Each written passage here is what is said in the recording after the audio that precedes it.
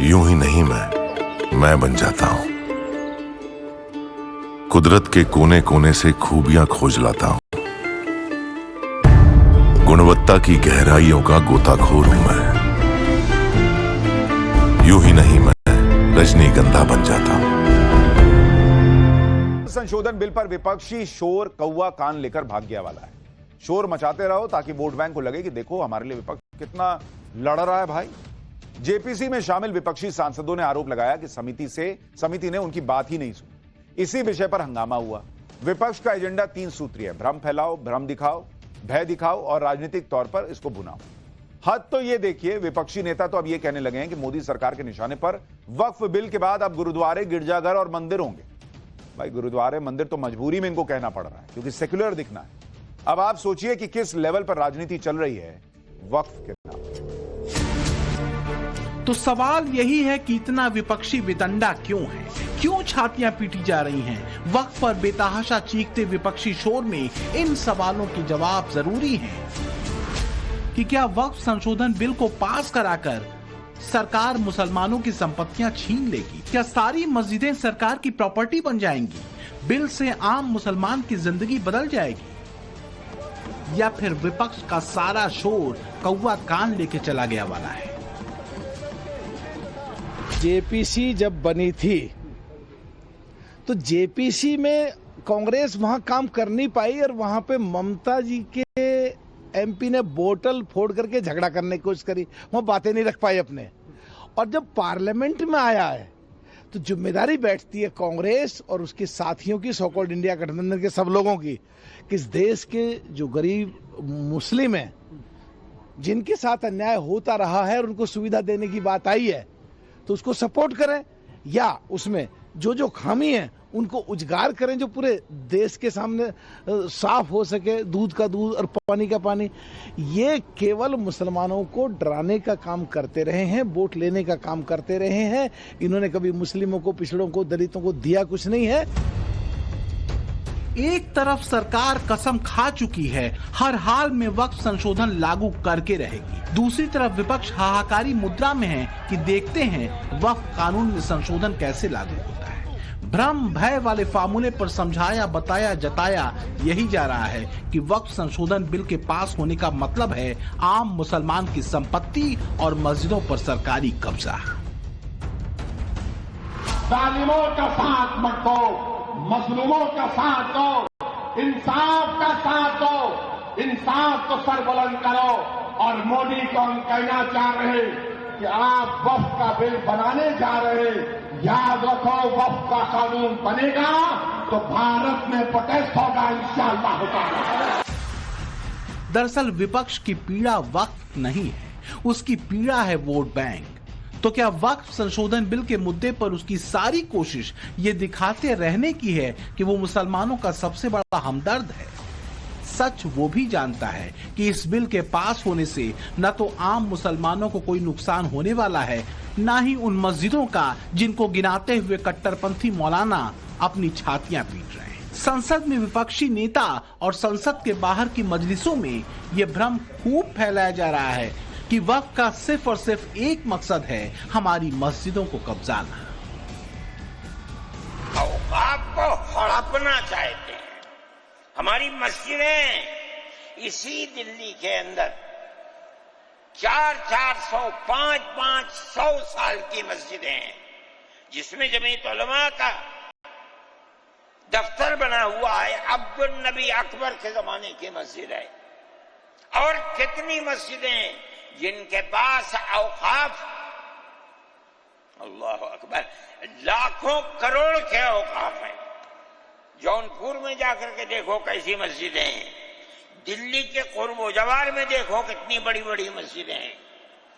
हिंदुस्तान का वो तबका जो इन मसाजिद के औकाफ को हड़प करना चाहता है, कहता है अगर किसी वक्फ जमीन या मस्जिद या किसी भी चीज के कागजात वक्फ के नहीं आए उसको वक्फ नहीं माना जाएगा। कौन 500 साल पुराने कागजात ला करके पेश कर देगा? कानून ये था कि जो मस्जिद बनी है, जो वक्फ पर बनती है, वो है, वो वक्फ है। आपको क्या दर्द है कि आप उस वक्फ को खत्म करते हैं? इसका मतलब है मुसलमानों की जमीन को हड़प करना चाहते हो, हराम खाना चाहते हो, इसलिए उन औकाफ को हड़प करना चाहते हो। हम इसको कबूल नहीं करते। सच यह है कि जो पुराना वक्फ कानून रहा है उसी का नतीजा है कि आए दिन कभी वक्फ संसद की जमीन को वक्फ की जमीन बता देता है तो कोई सिरफिरा कुंभ के तीर्थ क्षेत्र को वक्फ की प्रॉपर्टी होने का दावा कर देता है। पूरे देश के कई राज्यों में कई जमीनों को लेकर सरकार और वक्फ के बीच संपत्ति का विवाद है। वक्फ के नाम पर धूर्तता और चालबाजी इस हद तक है कि कई आम मुसलमानों तक की संपत्ति को वक्फ बोर्ड ने हथियार रखा है। मूल रूप से वक्फ के पूरे देश में करीब 52,000 संपत्तियां थी। 2009 तक 4 लाख एकड़ तक की 3 लाख रजिस्टर्ड वक्फ संपत्तियां थी। आज की तारीख में 8 लाख एकड़ भूमि में फैली 8,72,292 से ज्यादा रजिस्टर्ड वक्फ की अचल संपत्तियां हैं। यानी महज 13 साल में वक्फ की जमीन दोगुनी हो गई। चल संपत्ति 16,713 है। वक्फ संशोधन बिल को पास कराने को लेकर सरकार की मंशा एक ही रही है, वक्फ और सरकार के बीच संपत्ति के विवादों से निपटना। ये हमने मांगा था राज्यों से, सभी राज्यों से देश के, कि आप जो वक्फ के साथ डिस्प्यूट है तो आप उस डिस्प्यूट के बारे में हमको इन्फॉर्मेशन दें कि अगर गवर्नमेंट की प्रॉपर्टी है और वक्फ क्लेम कर रहा है तो वो जिलेवार क्या है। उसी सिलसिले में उत्तर प्रदेश के भी सरकार ने हमको जेपीसी को रिपोर्ट दिया, जिसका आप उल्लेख करें, चाहे शाहजहांपुर, जौनपुर हो, कुछ ये जिले हैं जहाँ पे है क्लेम। अब स्वाभाविक है कि जहाँ पे अगर केवल वक्फ क्लेम कर रहा, अगर गवर्नमेंट की प्रॉपर्टी है तो हमने उसका रिपोर्ट का पार्ट बनाया है। अब आगे अगर वहाँ पे कोई रिचुअल नहीं हो रहा है, कोई रिलीजियस रिचुअल नहीं है और गवर्नमेंट की प्रॉपर्टी है, तो उसके बाद अब राज्य सरकार को ही कार्रवाई करनी है। लेकिन विपक्षी नेता और मुसलमानों का मसीहा बनने को बेताब चेहरे वक्फ संशोधन को सीधे मुसलमानों की अस्मिता से जोड़कर दिखा रहे। मुसलमानों को भड़काने का सूत्र एक नहीं कई है। बिल का विरोध करने के पीछे तर्क ये है कि इस बिल से मुसलमानों की संपत्ति पर खतरा बढ़ जाएगा। ये बिल मुसलमानों को इबादत से दूर करने की साजिश है, क्योंकि वक्फ इबादत की तरह है। इस बिल से मस्जिदों को छीनने की कोशिश की जा रही है। बिल वास्तव में वक्फ को बर्बाद करने के लिए है। इसके जरिए दरगाहों, कब्रिस्तानों को छीनने की साजिश रची जा रही है।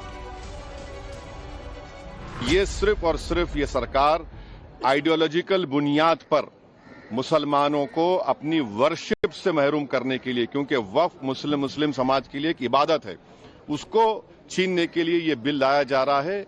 हम इसका कंडेम करते हैं। और दूसरे जो जेडब्ल्यूसी में ऐसे स्टेक होल्डर्स को बुलाया गया जिनको भारत के संविधान पे कोई भरोसा नहीं, जिनके ऐसे ऑर्गेनाइजेशन को बुलाया गया जिनके ऑर्गेनाइजेशन के मेंबर्स आतंकवादी केसेस में अरेस्ट हुए हैं, मर्डर चार्जेस उनके ऊपर हैं, ऐसे लोगों को बुलाया गया है और जल्दबाजी में ये जेडब्ल्यूसी की रिपोर्ट को दिया गया है। इसमें जो भी रिकमेंडेशंस है तमाम अपोजिशन पार्टीज ने उसका ओपनली पुरजोर उसकी हमने मुखालिफत की है। और आज स्पीकर साहब से हमने जो मुलाकात की थी, स्पीकर साहब के इंटरवेंशन के ऊपर जो डिसेंट रिपोर्ट्स अपोजिशन एमपीज के थे जिसको रिडैक्ट कर दिया गया था, उसमें से 70% रिडैक्टेड वर्जन को शामिल करने का स्पीकर साहब ने एश्योरेंस दिया है, जो आज होम मिनिस्टर ने भी उसको कहा है। मगर ये जो बिल लाया जा रहा है ये वक्फ को बचाने के लिए नहीं, वक्फ को बर्बाद करने के लिए, मस्जिदों को, दरगाहों को, कब्रिस्तान को मुसलमानों छीनने के लिए लाया जा रहा है और इसका मुस्लिम समाज रिजेक्ट कर चुका है। Thank you.